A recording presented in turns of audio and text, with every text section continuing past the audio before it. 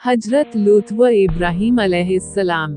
हजरत लूत हजरत इब्राहीम अलैहिस्सलाम के भतीजे हैं और उनका बचपन हजरत इब्राहीम ही की निगरानी में गुजरा और उनकी नशरोनुमा हजरत इब्राहीम ही व तरबियत में हुई। मिस्र से वापसी। हजरत लूत अलैहिस्सलाम और उनकी बीवी हजरत इब्राहीम की हिजरत में हमेशा उनके साथ रहे हैं और जब हजरत इब्राहीम मिस्र में थे तो उस वक्त भी ये हमसफर थे। मिस्र से वापसी पर हजरत इब्राहीम फ़लस्तीन में आबाद हुए और हजरत लूत ने शर्क़े उर्दून के इलाके में सुकूनत अख्तियार की।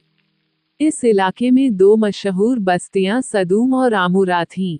कौमे लूत। हजरत लूत अलैहिस्सलाम ने जब शर्क़े उर्दून ट्रांस जॉर्डन के इलाके में सदूम आकर क़याम किया तो देखा कि यहाँ बाशिंदे ख्वाहिश और मासियतों में इतने पड़े हुए हैं कि दुनिया में कोई बुराई ऐसी न थी जो उनमें मौजूद न हो।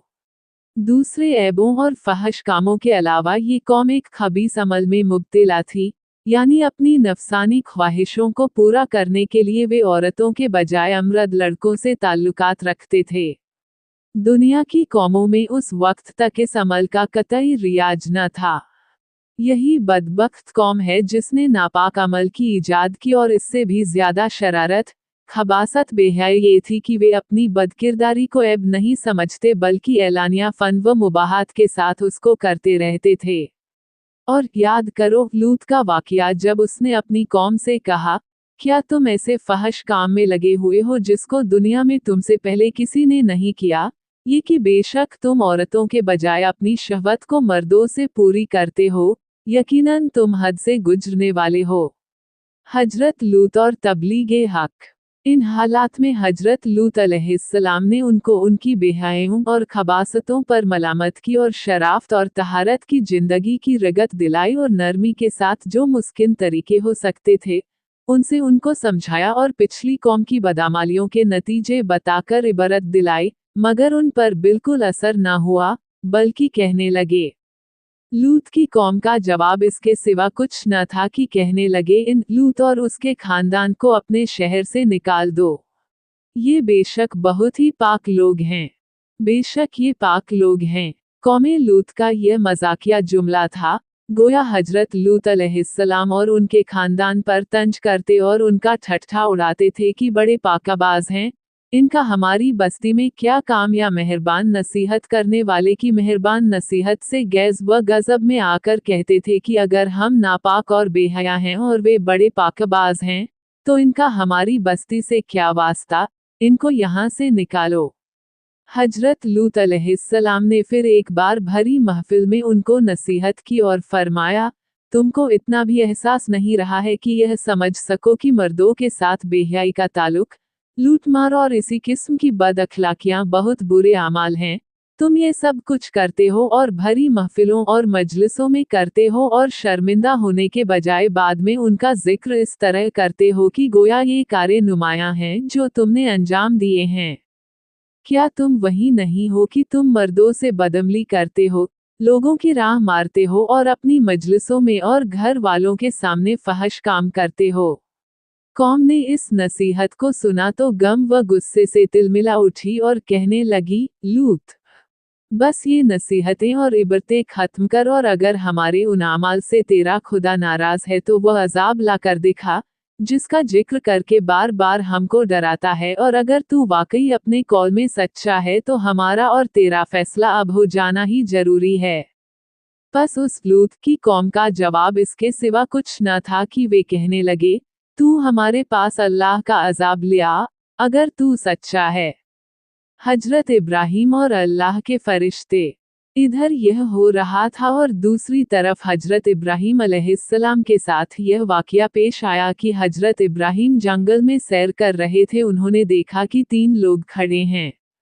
हजरत इब्राहीम अलैहिस्सलाम बड़े मुतवाज़े और मेहमान नवाज थे और हमेशा उनका दस्तरख्वान मेहमानों के लिए फैला रहता था, इसलिए इन तीनों को देखकर वह बहुत खुश हुए और उनको अपने घर ले गए और बछड़ा जिब करके तिके बनाए और भून कर मेहमानों के सामने पेश किए, मगर उन्होंने खाने से इनकार किया।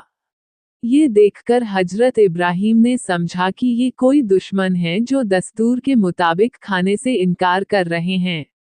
और कुछ डरे कि ये आखिर कौन है।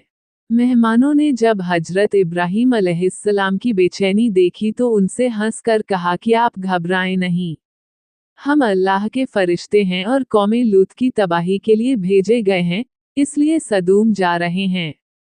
जब हजरत इब्राहीम अलैहिस्सलाम को इत्मीनान हो गया कि ये दुश्मन नहीं हैं, बल्कि अल्लाह के फरिश्ते हैं, तो अब उनके दिल की रिकत, हमदर्दी का जज्बा और मोहब्बत व शफ़क़त की फरावानी गालिब आई और उन्होंने लूत अलैहिस्सलाम की ओर से झगड़ना शुरू कर दिया और फरमाने लगे कि तुम उस कौम को कैसे बर्बाद करने जा रहे हो, जिसमें लूत अलैहिस्सलाम जैसा अल्लाह का बरगजीता नबी मौजूद है और वह मेरा भतीजा भी है।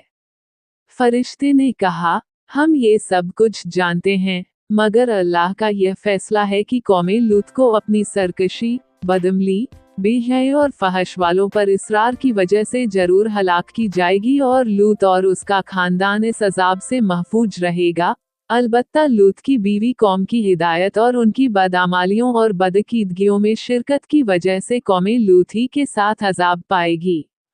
गरा हजरत लूत अलैहिस्सलाम के हक पहुँचाने, भलाइयों का हुक्म देने और बुराइयों से मना करने का कौम पर मुतलक कुछ असर न हुआ और वह अपनी बदअखलाकियों पर वैसे ही जमी रही। हजरत लूत अलैहिस्सलाम ने यहाँ तक गैरत दिलाई कि तुम इस बात को नहीं सोचते कि मैं रात दिन जो इस्लाम और सीधे रास्ते की दावत और पैगाम के लिए तुम्हारे साथ हैरान व परेशान हूँ। क्या कभी मैंने इस कोशिश का कोई मुआवजा तलब किया, क्या कोई उजरत मांगी, किसी नजर व नियाज का तलबगार हुआ? मेरी नज़रों में तो तुम्हारी दीनी व दुनियावी फलाह व सादत इसके सिवा और कुछ भी नहीं है, मगर तुम हो कि ज़रा भी तवज्जो नहीं करते। मगर उनके अंधेरे दिलों पर इस कहने का तनिक भर भी असर न हुआ और वे हजरत लूत अलैहिस्सलाम को निकाल देने और पत्थर मार मार कर हलाक कर देने की धमकियां देते रहे। जब नौबत यहाँ तक पहुंची और उनकी बुरी किस्मत ने किसी तरह अखलाकी जिंदगी पर आमादा न होने दिया, तब उनको भी वही पेश आया जो अल्लाह के बनाए हुए कानून जजा का यकीनी और हतमी फैसला, यानी बदकिरदारियों और इसरार की सजा बर्बादी या हलाकत। गरा अल्लाह के फरिश्ते हजरत इब्राहीम अलैहिस्सलाम के पास से रवाना होकर सदूम पहुँचे और लूत अलैहिस्सलाम के यहाँ मेहमान हुए। ये अपनी शक्ल व सूरत में हसीन व खूबसूरत और उम्र में नौजवान लड़कों की शक्ल व सूरत के थे।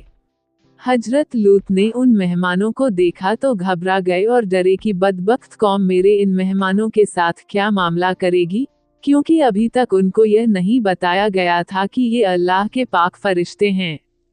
अभी हजरत लूत अलैहिस्सलाम इस हैस बैस में थे कि कौम को खबर लग गई और लूत अलैहिस्सलाम के मकान पर चढ़ आए और मुतालबा करने लगे कि तुम इसको हमारे हवाले करो। हजरत लूत ने बहुत समझाया और कहा, क्या तुम में कोई भी सलीमुल फिरत इंसान नहीं है कि वह इंसानियत को बरते और हक को समझे?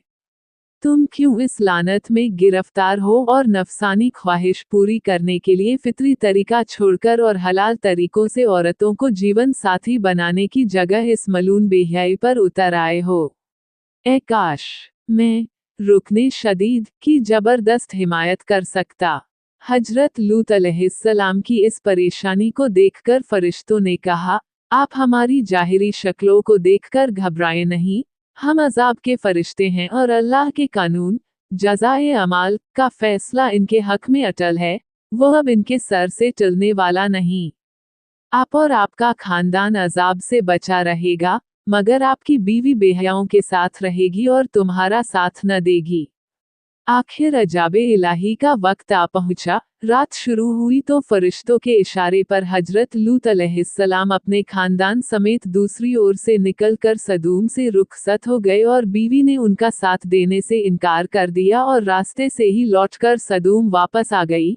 रात का आखिर आया तो पहले जो एक हौलनाक चीख ने सदूम वालों को तहवा बाला कर दिया और फिर आबादी का तख्ता ऊपर उठाकर उलट दिया गया और ऊपर से पत्थरों की बारिश ने उनका नाम व निशान तक मिटा दिया और वही हुआ जो पिछली कौम की नाफरमानी और सरकशी का अंजाम हो चुका है।